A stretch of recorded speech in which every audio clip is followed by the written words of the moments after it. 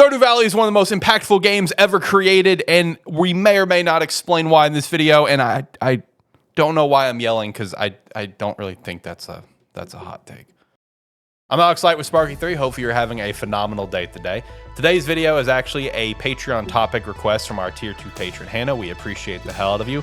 The core of the topic is she just wanted us to talk about Stardew Valley, and she low-key kind of threatened us if we didn't, so we may or may not be in danger. I do not know. For the topic, she gave us 3 points to kind of go off of and just kind of figure it out and do it. I will say one of the points we're actually going to save for another video and have it just be its own thing because it kind of deserves it, and that's talking about just the lore of Stardew Valley, very specifically kind of the dark lore. Shane was a character that she specifically mentioned in her message. So hey, you know, if you want to check out the Patreon and you give us a topic to go over, you may actually get 2 videos out of the topic, kind of like this one is. So shout out to that. Check out the Patreon. But for the other 2 topics that we will be going over today is, number 1, just our opinion on Stardew Valley and just kind of the influence that it's got on the genre and on the industry, and just our overall thoughts on the game and what it's done for itself and for gaming history, as well as number 2, the comparison between Stardew Valley and a newer title that came out last year, Fields of Mysteria, which came out in early access, which, shout out, it's actually got a new update coming out here in March, and everyone's very excited for this game and the direction that it can go. So those are going to be the 2 main talking points for today's video. I do have both the boys with me here to talk about Stardew Valley and all of the greatness that is this game and the impact that it's done for its respective genre and just the influence that it's had. So with that said, let's go to the boys. Boys, how we doing? How we feeling? Doing good. Can't complain. Ready to talk about some Stardew Valley? Nope, we're here. Yeah, we are here. John, what about you? You ready to talk some Stardew Valley? You're the one guy that actually likes it. Well, I don't know. We all like it, but let me rephrase that. John, you ready to talk about a great game, Stardew Valley? Yeah, I mean, I've probably got the most time put into it of the 3 of us. True. I mean, yeah, it's been a while since I've gotten really into it, but it's something that's always good to go back to. Absolutely. It's a game that's reached classic status. I think we can all probably agree to that. I pulled out my better version that I've played. Okay, all right, let's calm down. Put that down. This is a Stardew Valley video, okay? Shout out to Hannah for requesting it. This is not Harvestella. If she wants us to talk about Harvestella, Zach, you can bust it out. You can go wild, buddy.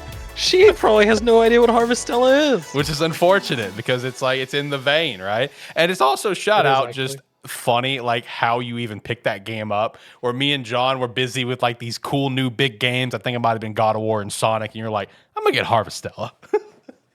It was suggested to me. I would, sure, why not? Yeah, all right.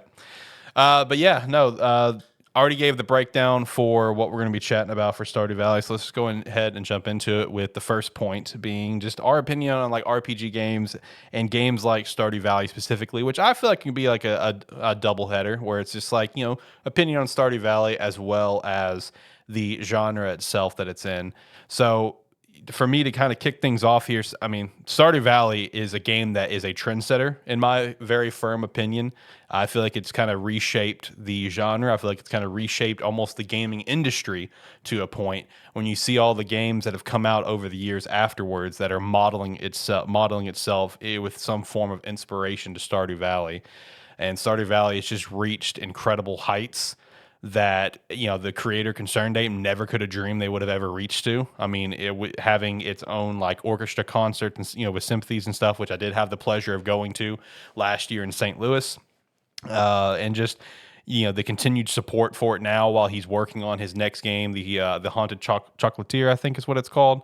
But even though he's working on that new game, he's still consistently updating Stardew Valley and has said that he will never stop. I mean, I feel like the influence the game has on the industry is unbelievably noticeable, and I really do think it's one of the most like impactful games, in my opinion, probably ever created, because I feel like it kind of led a change in its genre.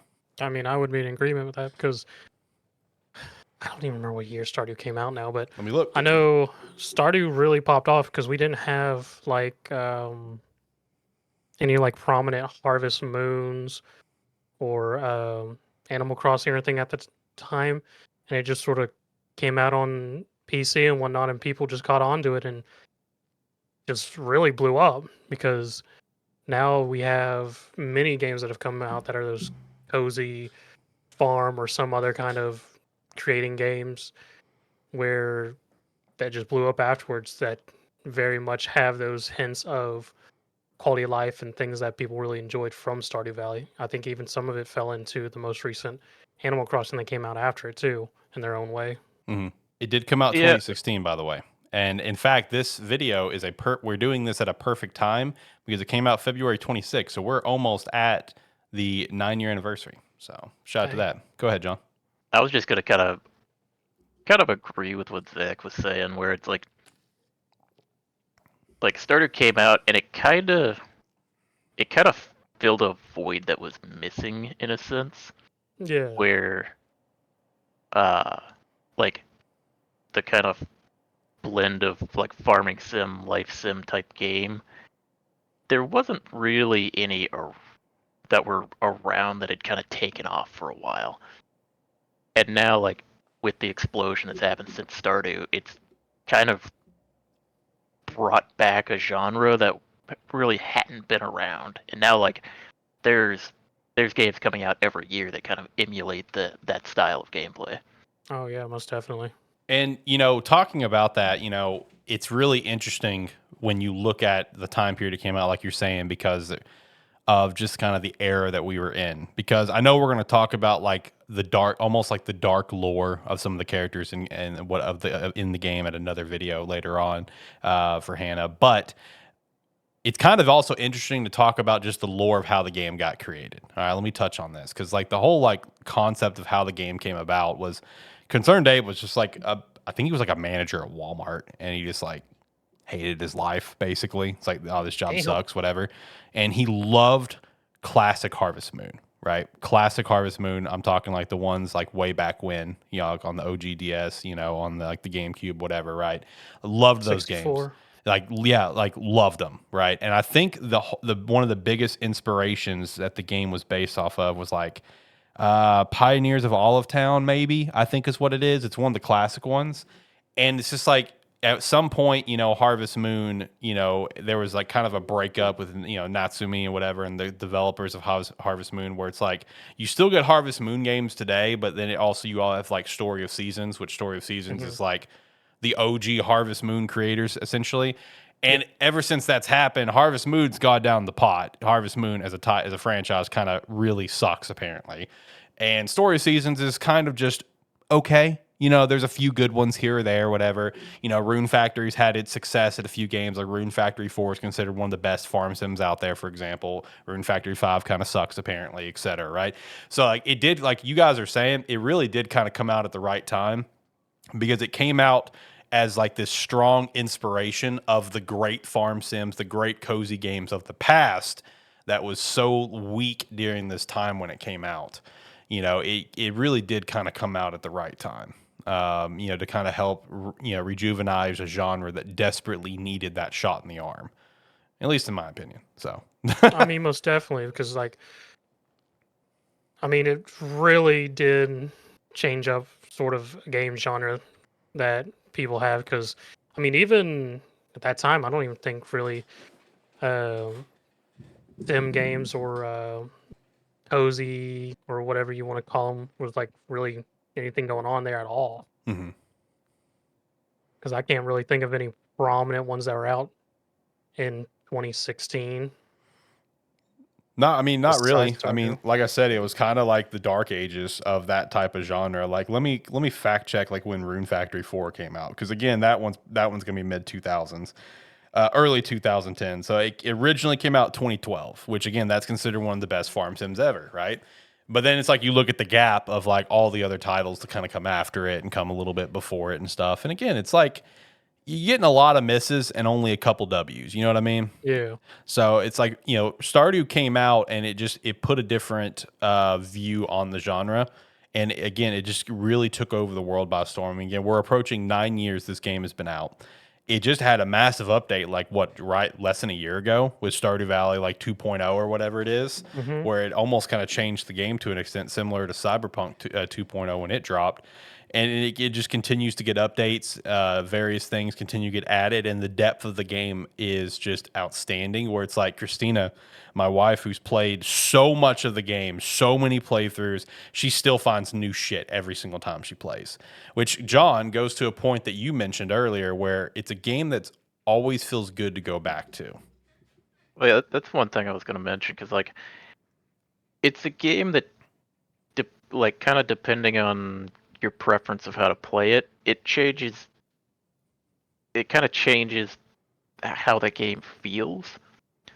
Because like for me personally, I have never actually played Stardew Valley except in a like as a co-op game. Every time I've played, like all of my time in Stardew Valley has been playing it co-op with a buddy of mine. And it's not a game that like we kind of just jumped into it and was like, we'll give it a try because I think it was on sale one time when we were in between games. But at that time, we were primarily playing like FPS games. So it's like, I think he just casually mentioned it to me. So we played, it kind of got addicted to it. But it is very much like we, the first time we started a farm, like we split off and did like separate roles where like he did all the mining, I did a lot of the like farming, gathering, fishing, stuff like that. And then like it kind of evolves over time where we've done multiple playthroughs now, and like each time we kind of change up what each person's primary roles are gonna be. And it's a game that it kind of changes it changes kind of the mentality you have when you play it. And it is one where it's kind of funny where every now and then like one of our buddies would hop in to our Discord while we were playing, and the conversation is totally different because it goes from like a lot of times in FPS games like you get your highs and lows and everything. Yeah. Meanwhile, Stardew is just a constant, like you're pretty much always having a good time, and it like in co-op it led to like just funny like funny moments where it'd be like we kind of reference them back to where it's like we'd be playing Stardew and instead of just like having a normal conversation, it'd be like we'd be getting frustrated. It was like, dude, it was your day to actually like go collect like all the different eggs and everything from the animals. Yeah, it's like, what are you doing, Or man? yeah, it's like you end up just like having those arguments instead of like arguing about like whatever you would normally do. Like we were playing a lot of BRs at the time, so instead of arguing about how the previous game went, it's like, dude, it was supposed to be your day to take care of the animals today. Or yell at it's like, dude, you left the gate open and now all the animals are roaming free. And All right. it's one where it's like it just changes the mentality that you have with it. Yeah. And it's like it's always been some of the most like relaxing like playtime that I've had in like recent years because you're always doing something, even if it's minute. It's like you may just go spend the day fishing, and it's like, well, at least it's like I'm doing something, whether it be like just making like trying to make money, trying to progress like through the different mines, trying to progress like relationships in town or something. It's your problems in the game change, and it's like in any other game they seem like such minute things that you're trying to achieve, but they feel big in Stardew. It's a big deal. You're trying to make a living over there, dude. You're trying to Yeah, not starve. It's one of those where it's like it's always led to like some of the more like funny or enjoyable times while playing it. Yeah, no, I mean and that's another interesting twist on it to think about is that it's not just a game you can just jump into by yourself. I mean, like what John was just talking about, it's a game that he's only played with friends, right? It's just like there are multiple ways to play this game. There are multiple ways to go about it. Whether if it's just like if you could do co-op, swap up who's going to do what each playthrough, go into a new playthrough to maybe romance a different person from the town or whatever, and just play the game in different ways. Design your farm in different ways, whatever. it continues to add more and more with all the updates that Concerned Ape does, and it's like, again, every time you play, it's like you can find something new that you haven't found before, which adds to the insane depth of the game. And while there are tons of games out there that are trying to replicate that magic, and some have succeeded replicating some of the magic will never truly be replicated, right? You know, anytime you have a game come out and just absolutely dominate a genre, you'll always see clones come out. You'll always see inspired games come out. But there's going to be some good ones out there, right? But it will never truly capture that original inspiration. You know what I mean? Like, or at least if it does, it may come close, but it still doesn't ever truly reach the peak. And I feel like that's how it's been with Stardew. Is there's so many games, whether it's from a graphical standpoint or a play style standpoint, that have come close or have attempted whatever. I don't feel like it's truly been recaptured. And to also kind of touch on the other thing that she wanted us to kind of chat about and touch on with Fields of Mysteria. I don't know how much you guys have looked into Fields of Mysterio since it was revealed and had its early access last year, but I feel like this is a game that really and legitimately, I mean it, guys, I feel like this is one that could potentially really come the closest to recapturing that Stardew Valley magic. From the stuff that I've seen watching Christina play it, the little bit that she has, because she's been very adamantly trying to hold off because it is in early access. There's a lot of features of the game that's not there. One big one would be like romance, for example, that is not really in the early access version. Which the game's either getting a full release like here, like 2 months, or it's getting like another big update that's adding some romance. I can't remember which one it was.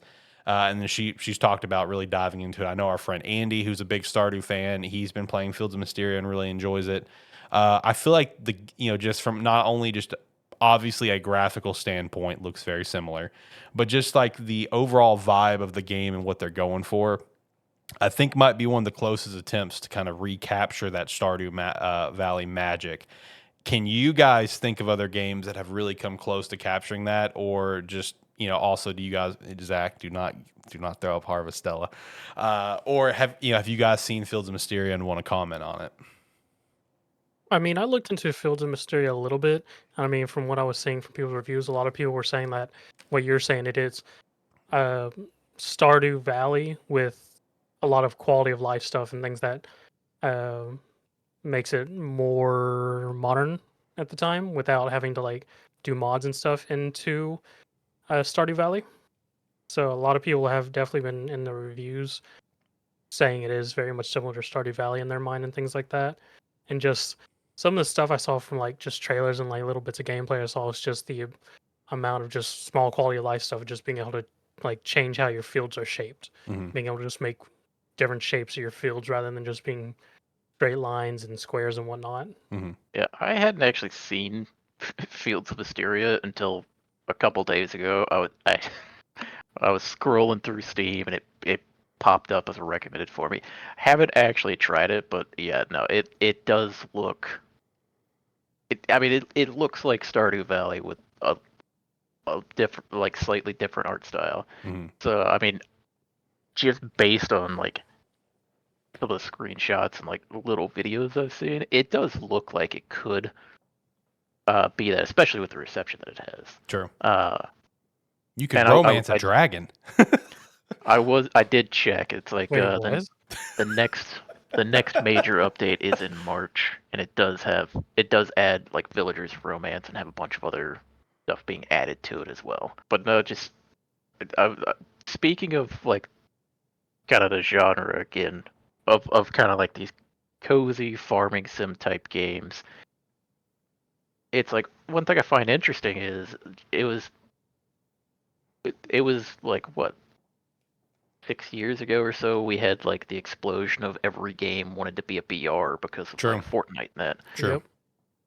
It doesn't really get brought up because they're games that kind of quietly explode in a sense. But like since like like the last Animal Crossing came out and like Stardew Valley has just done nothing but become more and more popular. Mm-hmm. like these cozy farming games, they're it's the genre that's probably exploded more than anything. Yeah. There's every year there's like 10 or 11 different ones that come out, whether they be like small indie games or like kind of like double A studios putting their hands at it or something like that. But it's like the genre is like constantly evolving and everybody's trying to get their own take on it now, Yep. which is one that I don't think people notice a lot of times because they usually are smaller teams that work on them. Yeah. But yeah, I just kind of wanted to mention that where it's like, yeah, it is probably due to Stardew that the genre has kind of evolved and exploded to the extent that it has. Yeah, I would agree 100% because the genre was always there, right? And it's been there since like the Super Nintendo guys, like keeping it a buck Oh here. yeah. But the genre has always had its fan base, kind of like how Animal Crossing always had its fan base, just as you know, as an example. But it was around that time of like Stardew Valley that really just took off the entire genre. Because it's like, well, yeah, Rune Factory 4 came out in 2012, one of the most beloved farm sim games out there. It had its Rune Factory 4 special. It's now out for the Switch. Shout out to that. You know, very well received was at the niche. time, just like how Animal Crossing New Leaf for the 3DS, also very received for its time. But it's like when Stardew Valley came out and popped off and continued to grow, that's when the industry eyes all kind of got on that genre, right? It wasn't just the fans. While yes, the fans are still obviously the driving force for that genre, it is now a thing where the entire game industry looks at the genre and they can look at something. Oh yeah, it looks like kind of like a Stardew Valley inspiration or Animal Crossing. It's more of a talking point. It's more of a known thing than it was before. And I really do think that it's Stardew. Like obviously Stardew wasn't the first, but it's one of the biggest ones that gave it a shot in its arm. And a great example. Just look at the sales, guys. The update we got in December 2024, Stardew Valley has sold over 41 million copies. I mean, that puts it in the upper echelon of the highest selling games in video game history. And it all came from a guy who was a manager at Walmart who hated his life, apparently, and just wanted to recapture the magic of some old farm sims. Shout out to Concern Dave, dude. Keep up the grind. Can't wait for the next game. But it is crazy to wrap your head around just what Stardew Valley was and just what it became and what it is now. It really is crazy to think about. But anyway, so the lore of Stardew Valley, though, like we did mention earlier, we're going to talk about that in a future video for Hannah. So shout out to that. And Hannah, again, thank you so much for being a patron for Sparky3. We appreciate you immensely. And yeah, I mean, anything else you guys want to add when it comes to Stardew Valley? I don't particularly got anything now. Not much. I mean, it is we've kind of said a lot of what they're of what kind of it has been, and I mean, like you said, it's a game that's going to be worked on pretty much forever. Yeah. So Which he said it will be. yeah, so it's one where if you are one of the few people out there that haven't given the game a try, there's never going to be a point that's too late to jump in. Facts. Big facts. He has openly said with how much that game has like changed his life, and like he also knows how much it's changed the lives of others. Like he'll never stop working on it because he's still actively working on his new game, but it doesn't mean he's going to stop on working on Stardew Valley. So there's never a bad time to go into Stardew Valley. Play some Stardew Valley, baby, because that from a graphical standpoint, I mean it's timeless. It will never go away, right? It's just a game you can go into and always have fun. It's always a great one to go back to. What would you rate it on our board? Oh, that's a great question. That's an easy one, though. I mean, yeah, I mean, personally, for me, Stardew Valley is a game that could easily be considered a masterpiece. Oh, yeah. That's a 10 right there, baby. Now, Zach, here's the real question. Where is Harvestella on this list? Oh, 7. Okay. Well, all right. As long as we're honest. As long as we're honest about it. Shout out. If you made it all the way to the end, we appreciate the hell of you. And Hannah, we especially appreciate the hell of you. Thank you so much for supporting the channel and submitting this topic for us to talk about. I look forward to the next topic that you're going to throw out there. And hopefully you look forward to the follow-up video to this, talking about just the lore of Stardew Valley and the characters. Make sure to subscribe to the channel, be a friend, tell a friend, join the Discord, everything of the sort. And we'd appreciate that so much. Again, you don't have to support the Patreon. If you can, if there's nothing else you can think to spend some money on, you want to throw it our way, we would be eternally grateful. But just listening to our content, checking it out, just being a friend, telling a friend, sharing it with people, that's enough for us. So with that said, until next time, hopefully you have a phenomenal day. See you.